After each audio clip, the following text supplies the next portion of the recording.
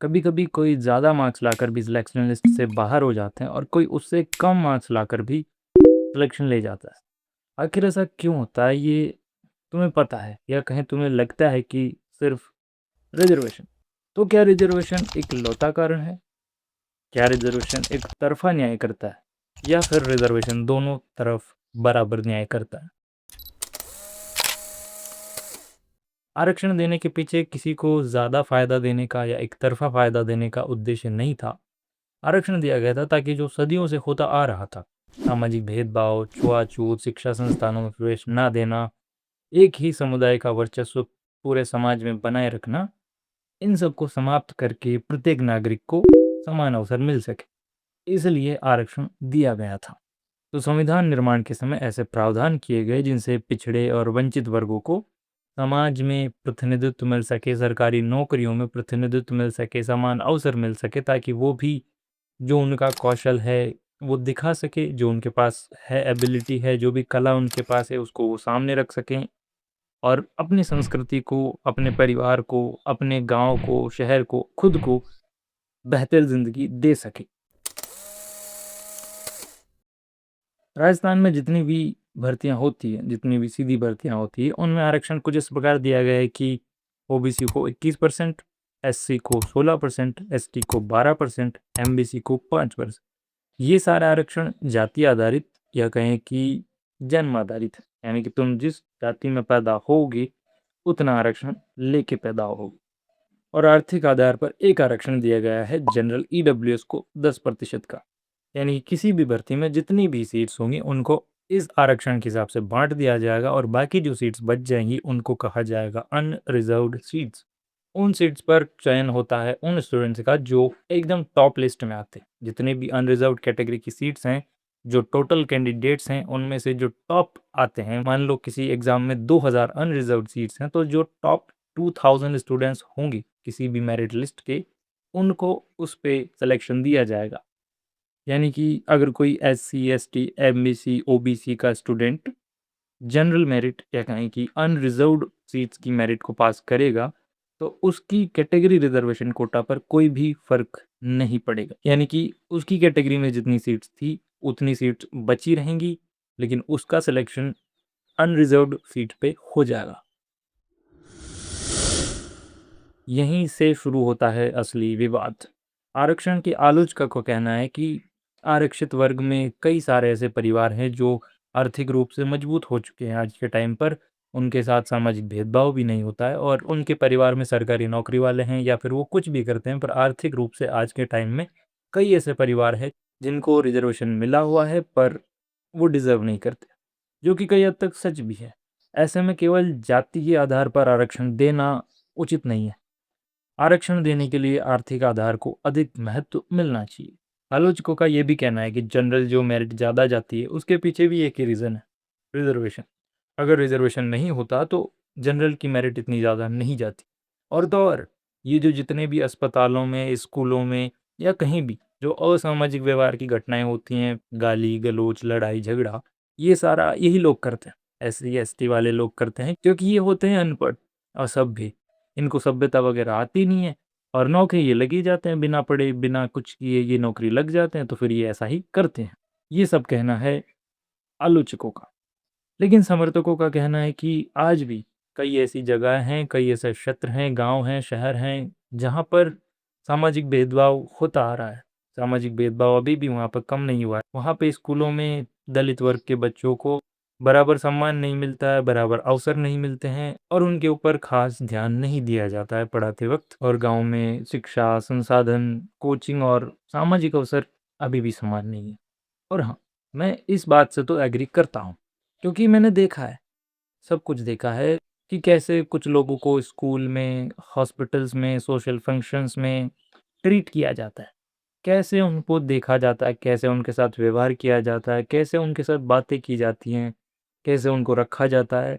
और ना सिर्फ बड़े लोगों को, ऐसा नहीं है कि जो उस कैटेगरी के दलित लोग हैं, एस सी एस टी के जो बड़े लोग हैं उनके साथ ऐसा किया जाता है, बल्कि छोटे-छोटे बच्चों के साथ, जिनको इस सब की कुछ समझ नहीं है। उन्हें नहीं पता कि आरक्षण क्या होता है, दलित क्या होता है, अछूत क्या होता है।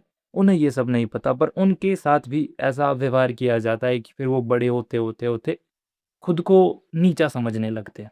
उन्हें भी लगता है कि नहीं यार, ये हमसे सुपीरियर हैं, और वो बड़े लोग खुद के बच्चों को भी इसी तरह बड़ा करते हैं कि तुम सब ये करना, ये नीचे लोग हैं, ये इनके साथ उठना बैठना नहीं चाहिए, इनके हाथ नहीं मिलाना चाहिए, इनसे खाना नहीं लेना चाहिए, पानी नहीं लेना चाहिए, इनको घर नहीं आना देना चाहिए। तो वो अपने बच्चों को भी इसी तरह बड़ा करते हैं। कुछ दिनों बाद जब बच्चे बड़े हो जाते हैं तो फिर वो भी ऐसा ही करने लग जाते हैं। तो ये एक पूरा चेन बन जाता है, साइकिल बन जाता है, और कभी ख़त्म नहीं होता है। इसलिए आरक्षण सामाजिक न्याय और प्रतिनिधित्व को सुनिश्चित करने का एक उपाय तो है, लेकिन पूरी तरह ये काम नहीं कर सकता। सरकारी स्कूलों में अगर शिक्षा बेहतर हो जाए, तो इससे आसान उपाय कुछ नहीं हो सकता। अगर सरकारी स्कूलों में शिक्षा बेहतर हो जाएगी, तो गाँव के अनपढ़ गरीबों के जो बच्चे हैं, उनको कॉम्पिटिशन में सीट्स प्राप्त करने के लिए, सीट्स लेने के लिए, सिलेक्शन लेने के लिए रिज़र्वेशन की ज़रूरत नहीं पड़ेगी। लेकिन सरकारी स्कूलों में शिक्षा का स्तर इतना बेकार है, इतना गिरा हुआ है कि मतलब सरकारी स्कूल का बच्चा हिंदी की व्याकरण पे पूरा कंट्रोल नहीं बना सकता। मैथ्स के जोड़-घटाव से आगे बहुत अच्छा वो नहीं कर सकता, वो भी साधारण गणनाओं से आगे वो आसानी से नहीं कर सकता। इंग्लिश तो फिर दूर की बात है। तो इंग्लिश का फाउंडेशन इतना बेकार होता है, आप आपके आस-पास देखना, कितने ही लोग हैं जो सरकारी स्कूल से पढ़े हुए हैं और उनकी मैथ्स और इंग्लिश बहुत अच्छी है, मतलब बहुत अच्छी। और क्या किया जा सकता है, गरीब जो हैं बच्चे, उनको अच्छी कोचिंग लेने के लिए, उनको तैयारी में अच्छी मदद मिल जानी चाहिए, जो उनको अच्छी किताबें, नोट्स वगैरह सुविधाएँ जो कुछ चाहिए रहती हैं एक स्टूडेंट को तैयारी करने के लिए, अच्छी तैयारी करने के लिए, वो सब में उनकी मदद की जानी चाहिए। आरक्षण का टाइम टू टाइम रिव्यू भी किया जाना चाहिए, बिल्कुल रिव्यू किया जाना चाहिए, क्योंकि जो परिवार संपन्न हो चुके हैं, जिनको रिज़र्वेशन की ज़रूरत नहीं है, नहीं मिलना चाहिए उनको रिज़र्वेशन, सिंपल सी बात है। ताकि इसके फ़ायदे उन लोगों को मिल सके जिनको वास्तव में इसकी ज़रूरत है, जो सच में नीडी हैं। क्योंकि उनको पता भी नहीं है क्या रिज़र्वेशन होता है, कैसे क्या चलता है। उन्हें बस इतना पता है कि स्कूलों में भेज दो, वो पढ़ा देंगे, फिर कोई नौकरी का फ़ॉर्म निकलेगा, उसका फ़ॉर्म भरा दो, ये पढ़ेंगे, लग जाएँगे नौकरी। बस इतना ही पता है उनको। उनको नहीं पता क्या रिज़र्वेशन होता है, हमारी कैटेगरी में कौन से ऐसे लोग हैं जिनको ज़रूरत नहीं है, फिर भी वो रिज़र्वेशन लेके बैठे। तो इसका रिव्यू भी होना चाहिए ताकि उन लोगों को मिल सके जिनको वास्तव में इसकी ज़रूरत है। और जहाँ कहीं भी भेदभाव का मामला सामने आए, वहाँ पे सख्ती से काम लेना चाहिए। और ये सब तो फिर भी उलझन है कि शिक्षा कैसे सुधारें, और ऐसे हर किसी को थोड़ी हम मदद में करवा सकते हैं, हर किसी को कैसे मदद दिलवाई जा सकती है। तो इसका सिंपल से सबसे सीधा आसान तरीका ये रहेगा कि जो ऊँचे लोग हैं, बड़े लोग जो हैं, जो खुद को ऊँचा समझते हैं, किसी भी कारण से ऊँचा समझते हैं, वो खुद को ऊँचा समझना बंद कर दें। वो ये समझना बंद कर दें कि मैं इस जाति से हूँ, तो मैं सुपीरियर हो गया, मेरे पास इतना पैसा है, तो मैं सुपीरियर हो गया, मैं यहाँ रहता हूँ, तो मैं सुपीरियर हो गया, वो लोग तो ऐसे ही हैं, उनकी ये जात है, वो जात है। अगर वो लोग ऐसा सोचना बंद कर देंगे, तो फिर इनको समान अवसर मिल पाएँगे। लेकिन हाँ, स्कूलों में शिक्षा भी बहुत ज़रूरी। और मेरिट ज़्यादा जाने ना जाने का अगर मैं सिंपल सा समझाऊँ या समझूँ, तो मुझे यही समझ में आता है कि जैसे अनरिज़र्व्ड जो कैटेगरी है, बाकी जितने भी रिज़र्वेशन हैं, उनको जोड़-जाड़ के उनके सभी कैंडिडेट्स को अगर अपन रखें एक साथ में, तो ऐसा लगता है कि यार अनरिज़र्व्ड कैटेगरी की लगभग-लगभग 30% सीट्स जो हैं, ये सब लेके चले जाते हैं। 70% जो सीट्स बचती हैं अनरिज़र्व्ड कैटेगरी की, टोटल 70% नहीं, अनरिज़र्व्ड कैटेगरी की जो 70% सीट्स बचती हैं, वहाँ पर सिलेक्शन होता है जनरल कैटेगरी के स्टूडेंट्स का। मतलब उनका जो कि ऊँची जाति में आते हैं और गरीब भी नहीं हैं, क्योंकि होते तो ईडब्ल्यूएस में आते।